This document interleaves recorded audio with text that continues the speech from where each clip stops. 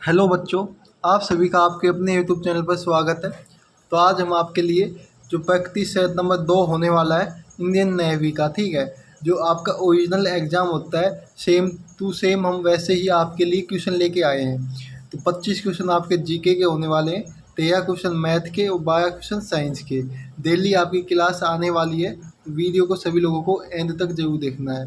पहला क्वेश्चन है, चोल साम्राज्य का अंत किसने किया? तो जो चोल साम्राज्य है इसके अंत किसने किया था? तो मलिक काफू ने। किसने? ऑप्शन सी, मलिक काफू ने किया था, ठीक है। डिस्कवरी ऑफ इंडिया किसके द्वारा लिखी गई थी? जो पुस्तक है डिस्कवरी ऑफ इंडिया, ये लिखी गई थी दादा भाई नौरोजी के द्वारा। किसके? दादा भाई नौरोजी के द्वारा लिखी गई थी। तो इसमें थोड़ी मिस्टेक हो गई, जवाहरलाल नेहरू जी द्वारा लिखी गई थी डिस्कवरी ऑफ इंडिया पुस्तक। आगे चलते हैं। शहीद दिवस कब मनाया जाता है? बताओ जल्दी से। जो शहीद दिवस है ये आपका 30 जनवरी को मनाया जाता है, 30 जनवरी। युद्ध पोतों का निर्माण भारत में कहाँ होता है?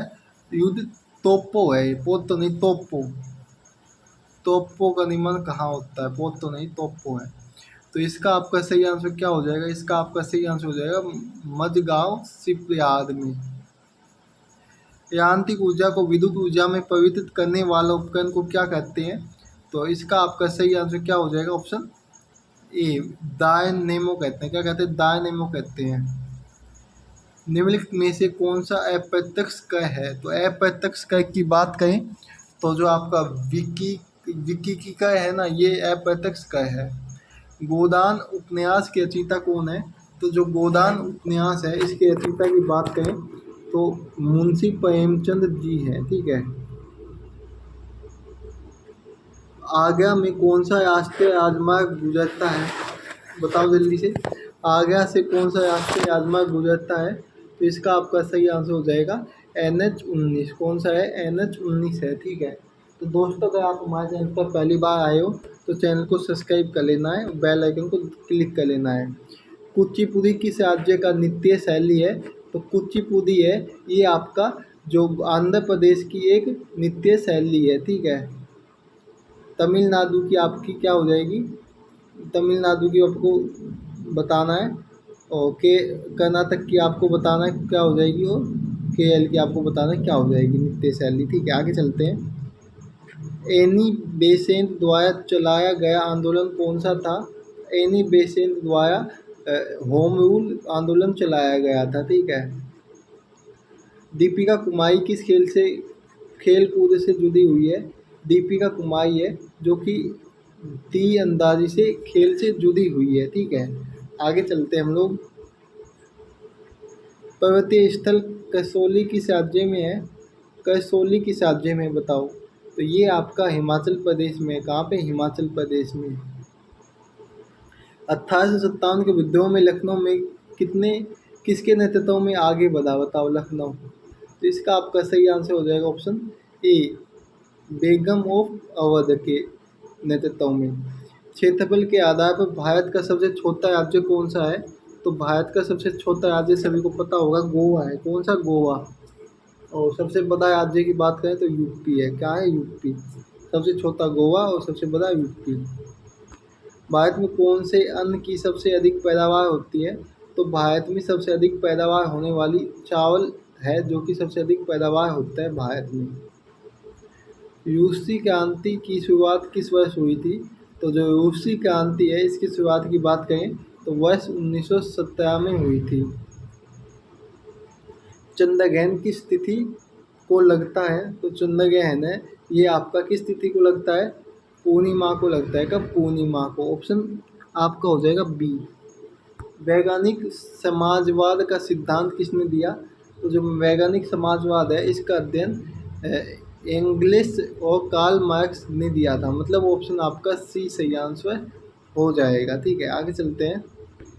चीनी क्रांति का नायक कौन था? चीनी क्रांति है इसके नायक की बात करें तो इसका आपका सही आंसर क्या हो जाएगा? इसका सही आंसर हो जाएगा सुन्यात सेन। क्या है? सुन्यात सेन है।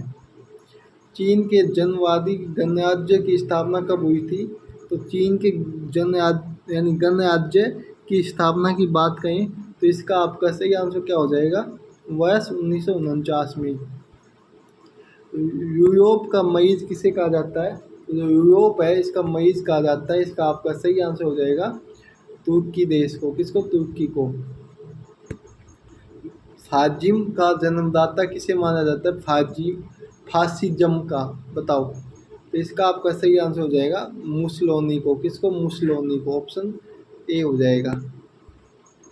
निम्नलिखित में से किस व्यक्ति ने एक राष्ट्र एक नेता का नारा दिया था?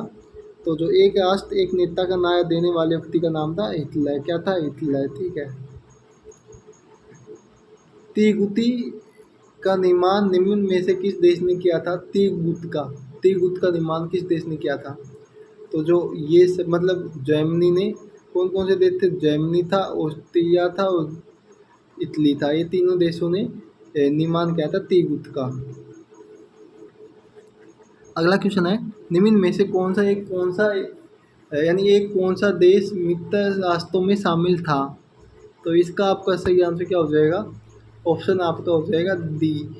इंग्लैंड भी था आपका, और जापान और अमेरिका, ये सभी थे। ठीक है, आगे चलते हैं। ए की आयु बी से 25% कम है। क्या है? ए की आयु बी की आयु से 25% कम है। ठीक है, कितनी है? 25% कम है। आपको क्वेश्चन के अनुसार आपको पता लग गया होगा कितनी कम है? 25%। ठीक है, कितनी? 25% कम है।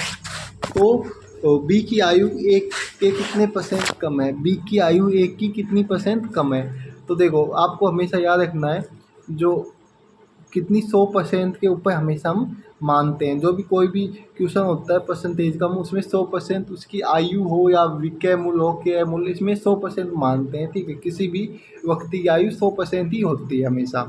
तो माना बी की हमारी 100% आयु है। कितनी? बी की 100% आयु है, 100%। तो आपका 25% कम है एक की आयु, -25% करेंगे तो एक की आयु निकल के आ जाएगी 75%। ठीक है। और तो आप देख सकते हो इसमें बेस हम किसको मानेंगे? बेस मानेंगे। तो 100 से 25 कम करेंगे तो आपका बेस होगा ये 100। ठीक है। अब हम इसमें बेस मानेंगे 75 को, क्योंकि हमें एक की आयु ज्ञात करनी है। 75 को बेस मानेंगे तो कितने का? 25 का अंतर आया। ठीक है। अब 25 के ऊपर हम निकालेंगे 25/75 गुना कितना आ जाएगा? 100। तो अब इसको हम हल करेंगे तो आपका निकल के आएगा 33 सही 1/3%, यानी ऑप्शन आपका सी निकल के आ जाएगा। तो हम हल करके दिखा देते हैं, ये 3 हो जाएगा। अब हम 100 में अगर 3 का भाग देंगे तो आपका यही आंसर निकल के आएगा, ऑप्शन सी। ठीक है, आगे चलते हैं। एक व्यापारी सामान का दाम लागत से 20% अधिक लिखता है। वह ग्राहक को डिस्काउंट देता है और 8% का लाभ पाता है। तो डिस्काउंट का परसेंट कितना है? बताओ। बहुत ही ईजी क्वेश्चन है। तो इसके लिए मैं आपको 1 मिनट देता हूँ। बताओ क्या होगा इसका आंसर, जल्दी से बताओ। उसके बाद हम इसका आंसर बताएंगे आप लोगों को। तो देखो, इसका आंसर ज्ञात करने के लिए आपको क्या करना होगा? तो आपका लागत मूल्य कितना है? तो लागत मूल्य को हम एल से लिखते हैं। ठीक है, 100 है। ठीक है। तो इस पे अंकित मूल्य कितना है? 120 है। मतलब, और अगर आप इसको 8% लाभ पाना चाहते हो तो आपको कितने में बेचनी होगी? तो आपको बेचनी होगी 108 में। ठीक है। तो इसमें डिस्काउंट की बात करें तो डिस्काउंट आ जाएगा 12 रुपये का। कितने का? 120 में 8 गया तो 12 रुपये आ जाएगा। ठीक है। अब 12 रुपये का आपका कितने पे आया है? 120 पे आया है 12। ठीक है, गुना 100, तो आपका लाभ परसेंट निकल के आ जाएगा। ये कट का 10 बार 0 से 0, तो कितना बचा? 10%। आंसर ऑप्शन बी हो जाएगा, 10%। ठीक है, ऑप्शन बी आपका एकदम सही आंसर हो जाएगा। हम उम्मीद करते हैं कि आप सभी को हमारे जो क्वेश्चन है सभी समझ में आ रहे होंगे। यदि a प्लस बी बराबर 9 है और ए बी बराबर 20 है तो ए स्क्वायर प्लस बी स्क्वायर का मान ज्ञात कीजिए। देखो, अगर हम एक का मान अगर हम कितना 5 रखते हैं प्लस बी का मान 4 रखते हैं तो 9 बन जाता है। इसी प्रकार हम एक का मान कितना 5 गुना 4 रखेंगे तो 20 मान हो जाएगा। ये दोनों कथन हमारे सिद्ध हो चुके हैं। ठीक है। अब हम 5 एक का स्क्वायर 5 का स्क्वायर, बी का स्क्वायर 4 का स्क्वायर, तो हल करेंगे 25 प्लस 16, तो क्या निकल के आएगा? आपका 41 निकल के आंसर आ जाएगा। क्या निकल के आएगा? 41 आंसर निकल के आएगा। ऑप्शन बी एकदम सही आंसर हो जाएगा। तो हम अगले क्वेश्चन की तरफ चलते हैं। बहुत इजी क्वेश्चन है। यदि किसी वस्तु को 10% की हानि की अपेक्षा 5% के लाभ पर बेचा जाए तो 75 रुपये अधिक प्राप्त होते हैं। तो वस्तु का क्रय मूल्य ज्ञात करो। तो जल्दी से बताओ। आपको मैं ये क्वेश्चन हल करने के लिए 1 मिनट देता हूँ। कितना? 1 मिनट देता हूँ। जल्दी से इसका आंसर बताओ क्या होगा। उसके बाद हम इसको सोल्व करवाएंगे।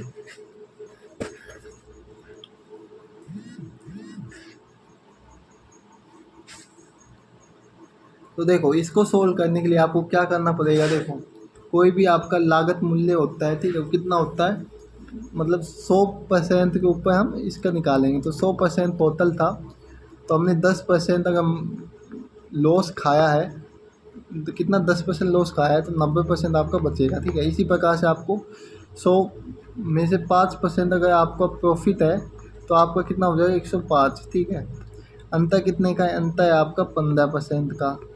क्वेश्चन में 15% का मान कितना हो जाएगा, 75 रुपये। ठीक है, 75 रुपये हो जाएगा। क्वेश्चन में दे रखा है, तो 1% का मान कितना हो जाएगा, 1% का मान निकल के आएगा आपका 75/15। कितना निकल के आएगा, 5। अगर 100% का मान ज्ञात करोगे तो क्या निकल के आ जाएगा, 500 रुपये। तो इसका आपका आंसर क्या निकल के आ जाएगा, 500 आ जाएगा। ऑप्शन सी एकदम सही आंसर हो जाएगा। क्या हो जाएगा, ऑप्शन सी आपका सही आंसर हो जाएगा। अगला क्वेश्चन है, किसी मेज को 4600 रुपये में बेचकर 8% की हानि होती है, तो जो वस्तु का क्रय मूल्य ज्ञात करो। तो वस्तु का क्रय मूल्य क्या होगा, बताओ जल्दी से। जिसको भी सही आंसर पता है तो कमेंट बॉक्स में कमेंट करो जल्दी से। आपको मैं देता हूँ इस क्वेश्चन को हल करने के लिए सिर्फ 1 मिनट। कितनी? 1 मिनट मिलती है। बताओ जल्दी से क्या आंसर हो जाएगा।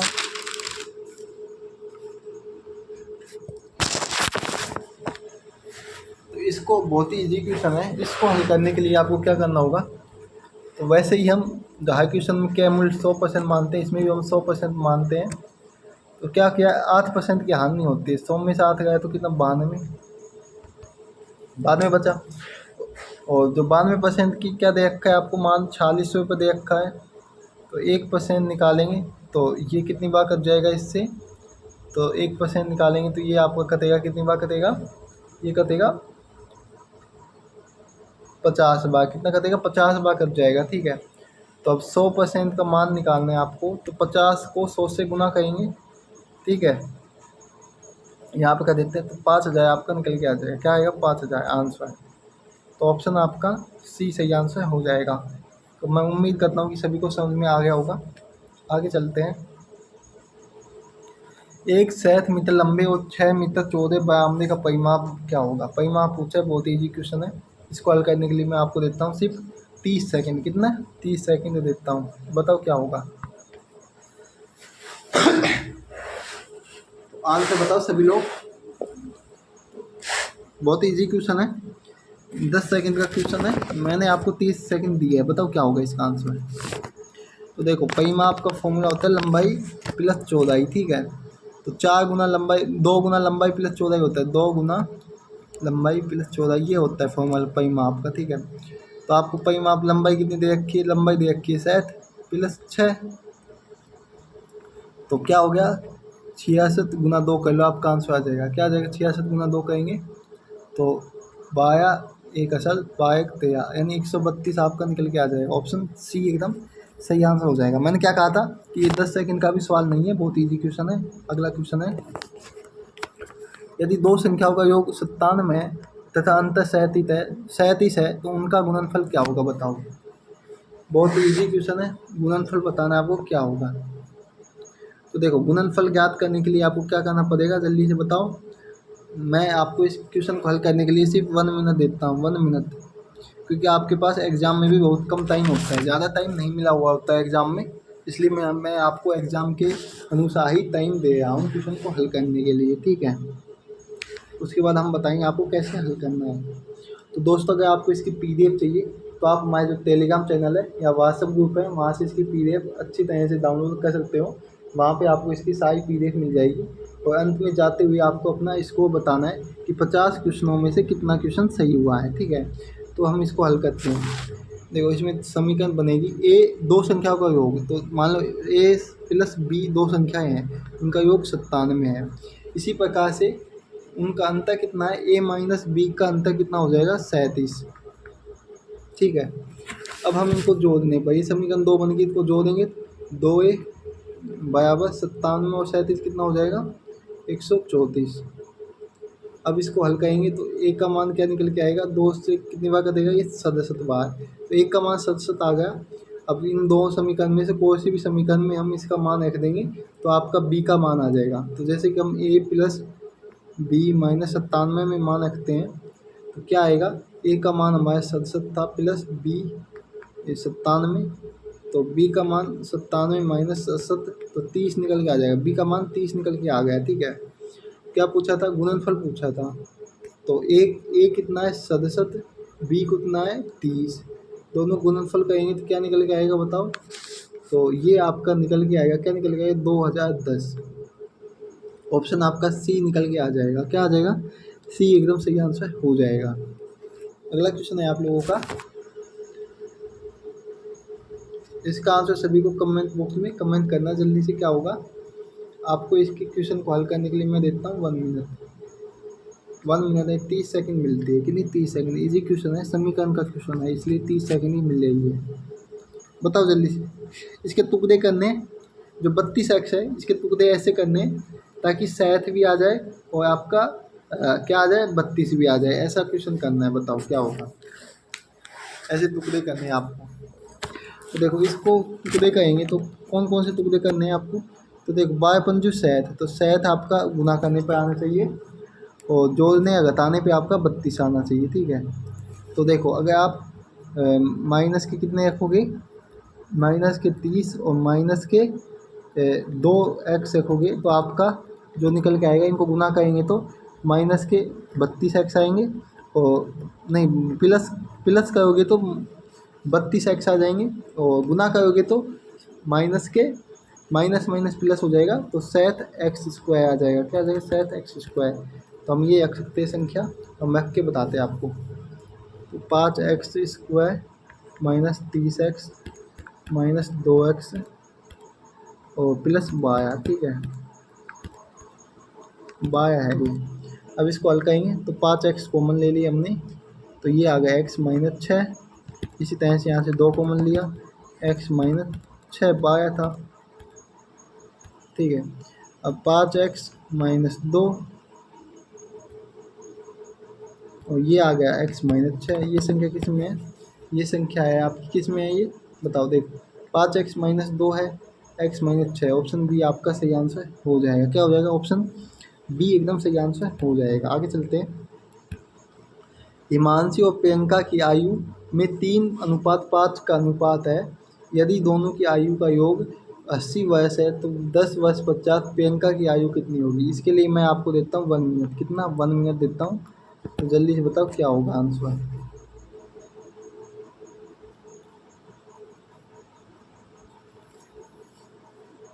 जल्दी बताओ आंसर क्या होगा।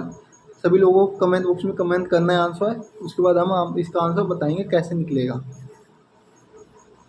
तो देखो इसको हल करने के लिए आपको क्या करना पड़ेगा, मान लो एच मतलब हिमांशी और पी मतलब प्रियांशी मान लेते हैं। ठीक है, इनका अनुपात 3:5 है, का योग करेंगे तो 8 आएगा, और क्वेश्चन में 8 का कितना मान दे रखा है, योग का मान 80 वर्ष दे रखा है। ठीक है, तो एक वर्ष का मान निकालेंगे, एक वर्ष का मान कितना आ जाएगा, 10 वर्ष।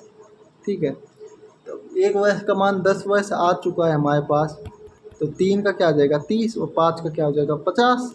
ठीक है, अब पूछा क्या है क्वेश्चन में, 10 वर्ष बाद प्रियंका की आयु क्या होगी, तो 50 तो वर्तमान में है, 50 वर्ष, तो 10 वर्ष बाद आपकी 7 वर्ष हो जाएगी, कितनी 7 वर्ष हो जाएगी, तो ऑप्शन क्या निकल के आ जाएगा, सी निकल के आ जाएगा 7 वर्ष। ठीक है, आगे चलते हैं, एक आयत की लंबाई 10% घटा दी जाए और चौड़ाई 20% बढ़ा दी जाए तो क्षेत्रफल पर क्या प्रभाव पड़ेगा।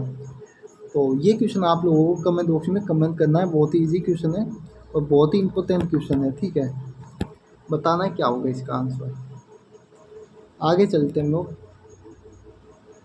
एक वर्ग का क्षेत्रफल 64 वर्ग सेंटीमीटर है तो वर्ग की भुजा क्या होगी? देखो, वर्ग की भुजा होती है ए गुना ए बराबर होता है आपका क्षेत्रफल, ठीक है।